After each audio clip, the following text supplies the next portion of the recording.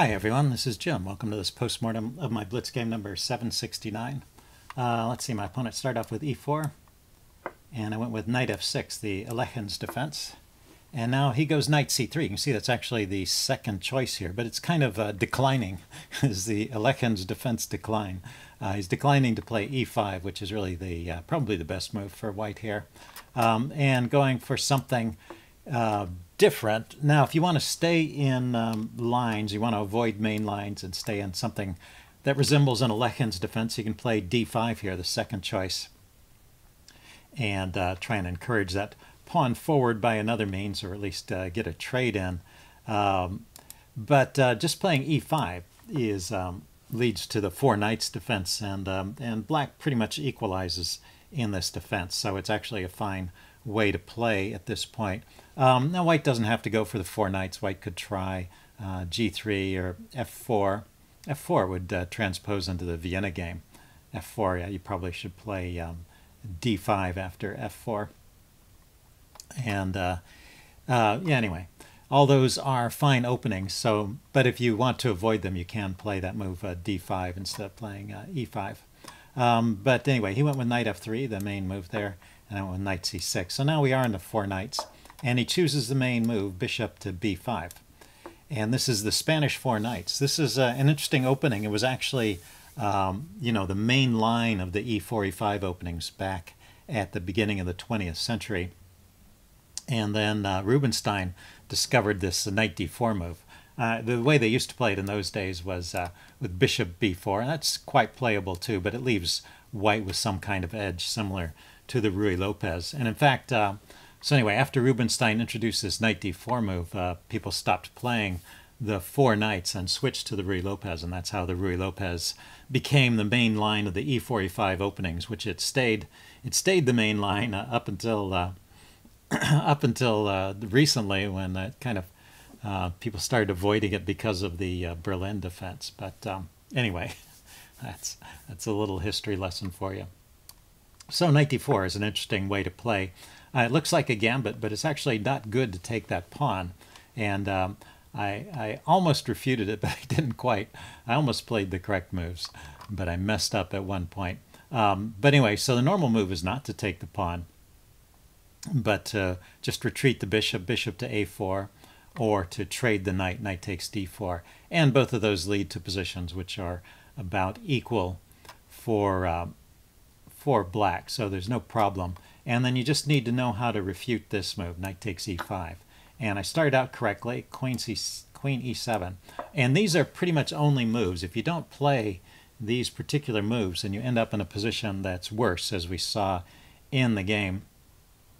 And now this knight is under attack after queen e7, and he can defend it with f4, or he can play knight f3 immediately. Actually, knight f3 immediately is probably the better move. After f4, you can take the bishop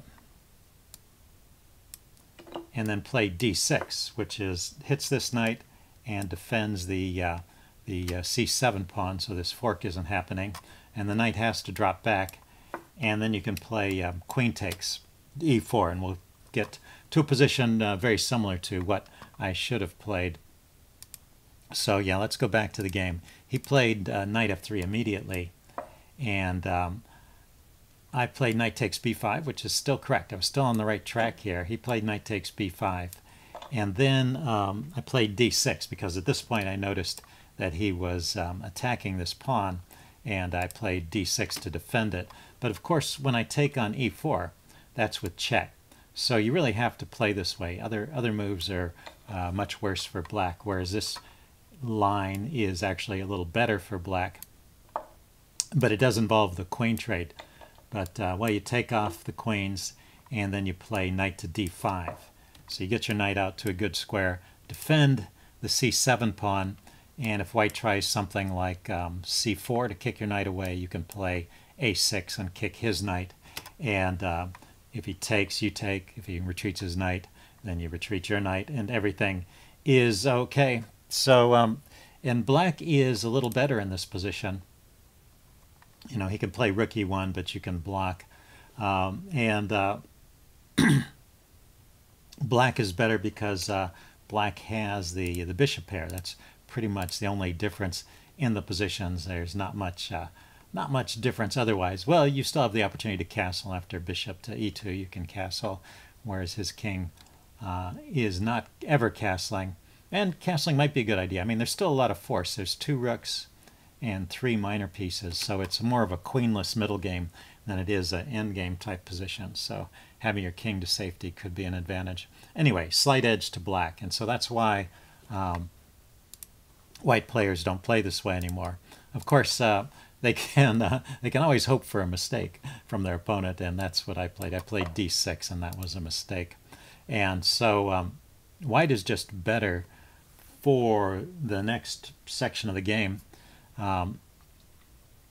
So let's continue. Let's see. He played d3. You know, he wasn't playing a lot of exciting moves. I kick his knight back, but he wasn't doing anything to hurt his advantage either. You know, I get my pieces out. I'm trying to look for compensation, but basically I'm just a pawn down. And yep, cancel that. I'm just a pawn down here. And and the chess engine evaluation shows that it gives the advantage to white. Actually gives even white a slightly larger edge, a slightly more than 1 point edge here. So anyway, h3, kicking my bishop. Decide to keep it on. He goes bishop g5. I kick his bishop. He goes knight d5. And yeah, this is where it's getting tricky. So this is a pretty clever move here, taking advantage. It's a tempo move because it hits my queen. So and he's trying to exploit this pin even while his bishop is hanging. So so this move actually works. And the move I played here, queen e6, this is probably my best chance to refute it. And then he went knight f4 here, kicking my queen again and hitting my bishop. So I had to play something drastic like bishop takes f3, and now both queens are hanging, and he took my queen, and of course I have to take his queen. But I had somehow gotten confused at this point in the game. I'd forgotten that my queen was missing, and I had to take his queen. So anyway, this is the way the game should have continued. I should have taken, let's see, he can take the rook, and well, here's a nice move.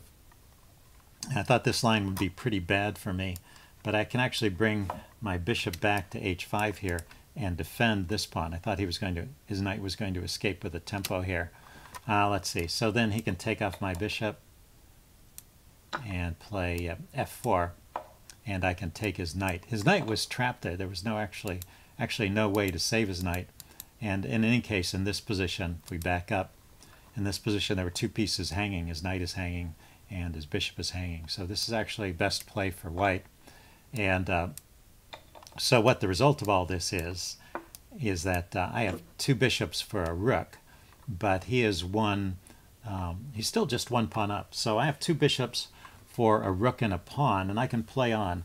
But the chess engine gives a pretty strong advantage to white in this position because I think white's better pawn structure and space advantage means that I'm going to have difficulty getting my bishops into the game. If we could just remove a lot of pawns so that the bishops had open spaces to go for, then this would actually be a decent position for black. But in this particular case, yeah, my bishops are in danger of just being shut out of the game entirely by his pawns here. So so white is actually much better. So that would have been best play. So instead I took his, let's see, what did I play here? Knight takes e6. Oh yeah, I just took his knight. And he took my bishop with his queen. I think at this point I realized I was just a queen down. And well, I have 2 minor pieces for a queen. You can play on in these situations because sometimes things can happen with the minor pieces. But of course, you really need 3 minor pieces to have decent compensation for the queen. Anyway, let's go forward. He played a couple of strange moves. You know, if he had just played some normal moves, I probably would have resigned in a few because he just needs to prove that his queen is better than my minor pieces. Anyway, I'm trying to open up some lines against his king by pushing the pawn forward. You know, all these moves are reasonable given the situation, but this queen move is risky, and it gives me some ideas. And so, well, first of all, you know, he has the idea of checking. and winning the b pawn. So that's, you know, that's a good thing to do when you have a queen. Just deliver checks and mop up pawns. That can lead to a big advantage. But in this case, I can defend. And let's see. Then he took over here, and I took back. And then he played f3, kicking my knight. Well, these moves are with tempo, so they're okay. And then he played king f2. So that move I question. You know, now would be a good time to get his queen back in the game, just retreat the queen. So playing like this, it starts to give me some hope, which is what you don't want to do when you have that material edge. You don't want to give your opponents any hope or any ideas, but he's giving me both by playing this way. So I play king c7, and I realize here that his queen can only escape along this diagonal, and I just need to control those squares, and I can actually trap the queen. So he continues to ignore this idea. He wants to trade, which makes a lot of sense, but I want to keep the pieces on. Yeah, trading down to just the queen against a couple minor pieces would be pretty good for white, so I avoid the trade. Then he plays a4, which is a nice idea. This is a way to rescue the queen. He can push on to a5 and play queen b6 at some point. So I play bishop e7, though. I'm still threatening to trap the queen, but it takes several moves. I have to push this pawn forward, and I have to play rook here. Well, we're down to 2 moves. I had to get the bishop out of the way so that I could put my rook on that file. He plays a5. And I play c5. That cuts off his retreat. And I realize his queen can escape via the b6 square, but he plays one more move. And so this is the move that changes the game from winning back to even. He played the move g4, and that's just one move too slow, because now I play knight d7. And so if we back up, he should have played queen b6 here, check. This is his last chance to escape. So I would drive him my king back, and then queen to b3. And he continues with a huge advantage. He's taking a look at this pawn. I'll probably have to push some pawns forward. And now, you know, I don't really want to open things up in this position. As things open up, his queen and his rooks become more powerful. So this is a good forcing move, this queen b3 move. But anyway, yeah, he played g4, and so knight d7. And there's just no way out. He has a move here if he can find a way to free his queen, but there's no way to stop rook to h8, or rook to a8, chasing the queen. So he played rook h7, trying to gather a pawn, at least. But I can defend that pawn. I was worried I wouldn't be able to do this, but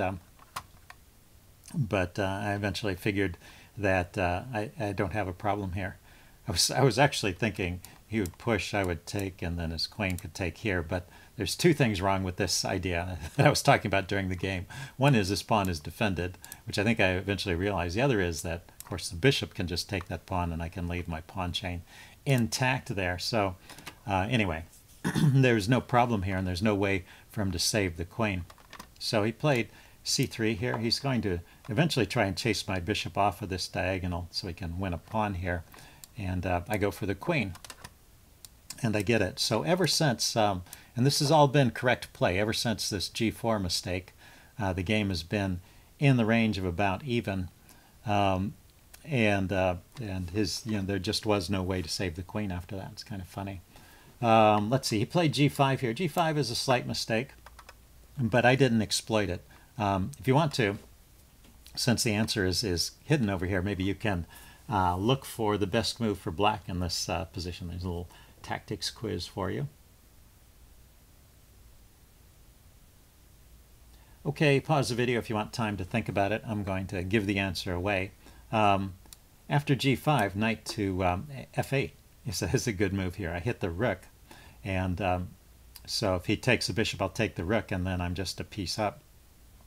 And this pawn is not queening. I've got a rook here to prevent it from queening, so it's just a piece up for me. So he has to move the rook, and now I can take the pawn. So g5 was really just giving away a pawn if I had spotted that idea, but I didn't. I took immediately, and so this is just a trade.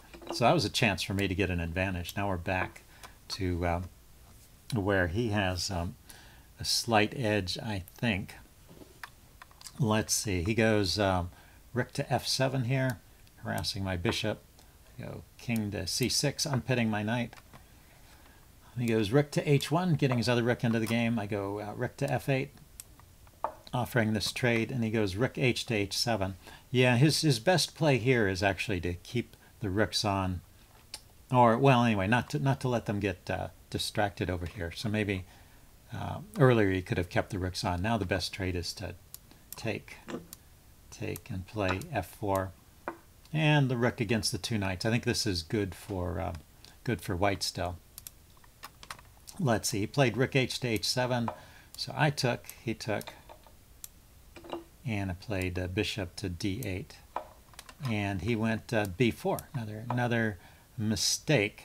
And I start out on the right track, so I take here. He takes, and then I blunder with b6. So there's a clever tactic here after b6. I'll just put this on the board and see if you can spot the tactic here. Okay, it's white's turn to move. Look for the best move for white. And pause the video if you want time to think about it. I'm about to give the answer away. It is a very typical endgame tactic and the kind of thing you should always be on the lookout for. Check. Well, of course, it's a check, so you should always look out for all the checks. But what am I going to do after this check? How does this work, actually? If I take the pawn, he takes the knight. That's the problem. Yeah, my king is defending the knight. So if I don't want to give up a piece here, I take the pawn this way.